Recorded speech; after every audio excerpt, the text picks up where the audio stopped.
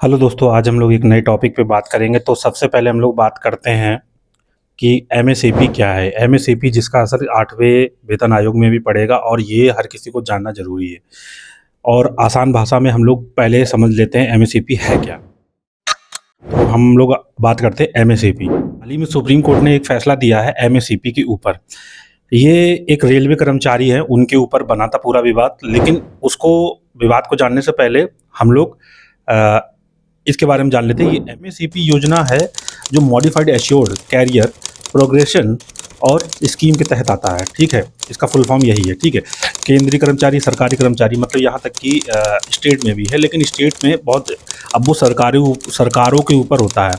अब किसी किसी विभाग में क्या होता है कि बहुत से लोग सुप्रीम कोर्ट पहुँच जाते हैं सीनियरिटी लिस्ट को लेके, तो उससे क्या होता है कि वो मतलब वहीं पे प्रमोशन रुक जाए। अब होता क्या है, जैसे मान लीजिए आपकी सर्विस है 30 साल, तो आपको 10, 20, 30 यानी कि आपको मतलब पूरी सर्विस में 3 प्रमोशन मिलेंगे। ठीक है, अब इसका देखिए, हम आपको बहुत एक महत्वपूर्ण बात बताएं एमएससीपी के बाद, केवल पदनाम बदलने वाली मतलब प्रमोशन नहीं है ये, बल्कि ये पे मैट्रिक्स में अगले उपयुक्त लेवल पर वित्तीय लाभ देने की व्यवस्था है।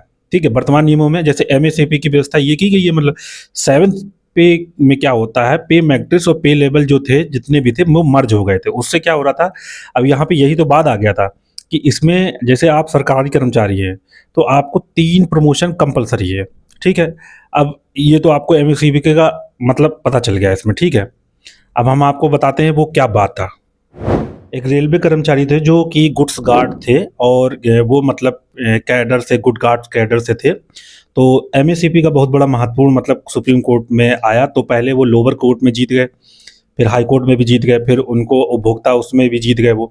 लेकिन सुप्रीम कोर्ट में क्या हुआ, सरकार ने चैलेंज किया इसको, फैसले को।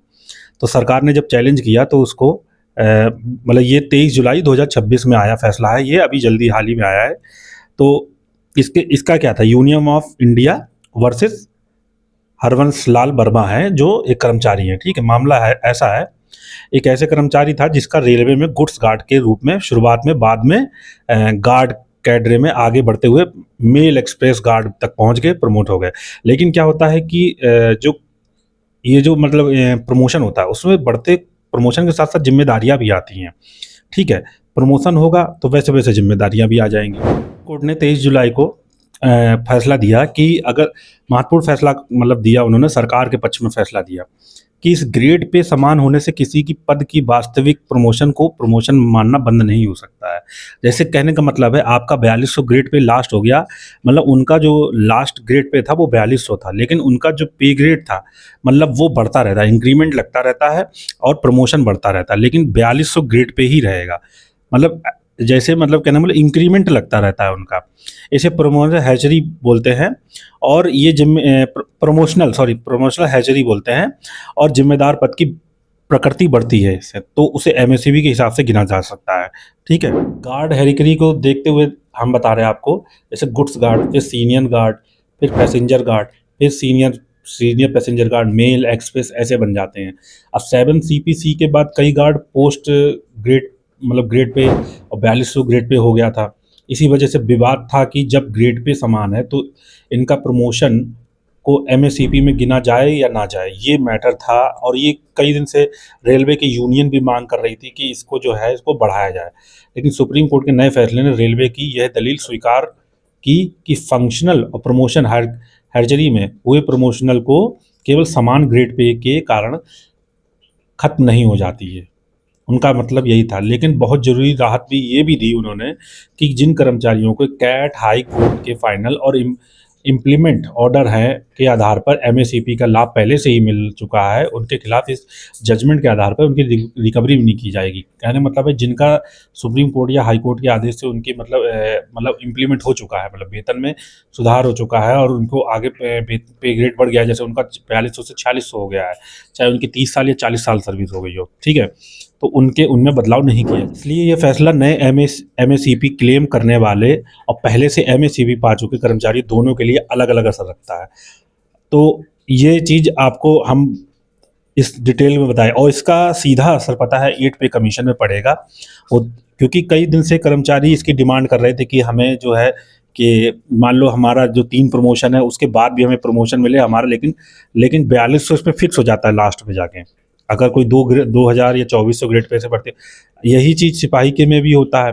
कई मतलब जो उन छोटे ग्रेड पे की या सी क्लास की जो वैकेंसियाँ हैं उनमें यही दिया। जैसे हरवंश लाल बरुआ वाले केस में क्या हुआ, जो पैरा नंबर 8 की बात की जा रही थी, उसका सटीक मतलब पैरा नंबर 8 के समझा जा सकता है। जैसे अगर आप सुप्रीम कोर्ट की असली जजमेंट खोलकर पैरा नंबर 8 का मतलब लाइन बाय लाइन हिंदी में मतलब मैं बताना चाहूँगा इसको। नंबर 8 ये है, देखो पैरा नंबर जजमेंट जैसे एमएसीपी के तहत पैरा नंबर 8 साफ कहता है कि promotion earned in the post carrying same grade pay in the promotional hierarchy as per requirement rules shall be continued for the purpose of MACPS. आसान भाषा में, अगर कर्मचारी को ऐसे पद पर प्रमोशन मिला है जिसका ग्रेड पे वही है, लेकिन वह पद रिक्वायरमेंट रूल्स के अनुसार प्रमोशन हायरार्की में अगला पद है, तो उसे प्रमोशनल को एमएसीपी की गणना में गिना जाएगा। समझ गए? इसका अर्थ ये है, जैसे मान लीजिए आपका प्रमोशन हो गया, ठीक है, और जैसे क्या है, जो हमारे मित्र हैं एक उत्तर प्रदेश पुलिस में, वो कह रहे थे कि हम लोगों का अगर सिपाही रहे तो 4200 ग्रेड पे ही जाएगा, अगर जब तक वो दरोगा नहीं बनेंगे तब तक उनका 4600 ग्रेड पे नहीं होगा। समझ गए? जैसे मान लो सिपाही भर्ती होते हैं, फिर एक एसीपी लगती है 10 साल पे, जब उनकी सर्विस हो जाएगी, फिर एक लगेगी 16 साल पे लगेगी, फिर एक 26 साल पे लगेगी, पहले वो लगती थी 24 साल पे, ठीक है। और मान इसी तरह ठीक उसमें भी मान लीजिए टीटी वगैरह में भी होता है, और जो अन्य केंद्रीय कर्मचारी उसमें भी होता है। अब इसमें होता क्या है, 7 सीपीसी के बाद इन पदों में मतलब इन पदों में कई ग्रेड पे जो 4200 के समान हो गया था, लेकिन कोर्ट ने कहा सिर्फ ग्रेड पे समान हो जाने से प्रमोशन या प्रमोशन रहना बंद नहीं हो जाता। इसलिए कोर्ट ने माना कि गार्ड कैडर में प्रमोशन एमएसीपी के लिए गिने जाएंगे। खास तौर पर कोर्ट ने कहा कि senior goods guard, passenger guards, senior passenger guard यानी मेल एक्सप्रेस गार्ड वास्तविक प्रमोशन है, क्योंकि वे अलग अलग प्रमोशन पोस्ट हैं और रिक्वायरमेंट रूल एवेन्यू को चार्ट में हायरार्की में हैं। और सबसे महत्वपूर्ण बात इस फैसले की ये है कि गुड्स गार्ड के कर्मचारियों के लिए एमएसीपी 4600 और 4800 देने का फैसला नहीं है।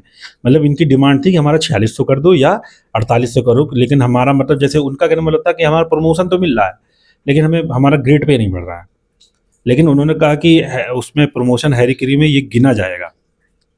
समझ रहे? मतलब जिसको प्रमोशन तो मिला, भाई प्रमोशन मिलेगा, जिम्मेदारी बढ़ेगी, लेकिन ग्रेड पे तुम्हारा वही रहेगा 4200, उस पर इंक्रीमेंट लगता रहेगा हर साल। जो भी कर्मचारी निचले स्तर के हैं या जो नए भर्ती हो रहे हैं, तो उनसे मैं यही कहना चाहूँगा कि या तो वो अच्छी से अच्छी नौकरी दोबारा ट्राई करें या प्रमोशन लें अच्छे से अच्छे, उसी में विभागीय परीक्षा होती है, उसमें आप जल्द से जल्द इसको प्रमोशन ले लें। या फिर जैसे जो भी कैंडिडेट है, जो भी अभ्यर्थी हैं जो अभी नए सर्विस पाए हैं, क्या होता है कि सर्विस मिलना तो बहुत आसान होता है, उसके बाद जैसे ये एक ट्रैप की तरह है। जैसे मान लीजिए एक चूहा है, उसको एक बंद कंटर में, खुले कंटर में, बीकर में बंद कर दीजिए, उस बीकर में बहुत सारा अनाज भर दीजिए ऊपर तक, फिर वो धीमे धीमे अनाज खाता रहेगा, हकता रहेगा, उसी में खा खा के मतलब कि उसमें पॉटी करता रहेगा।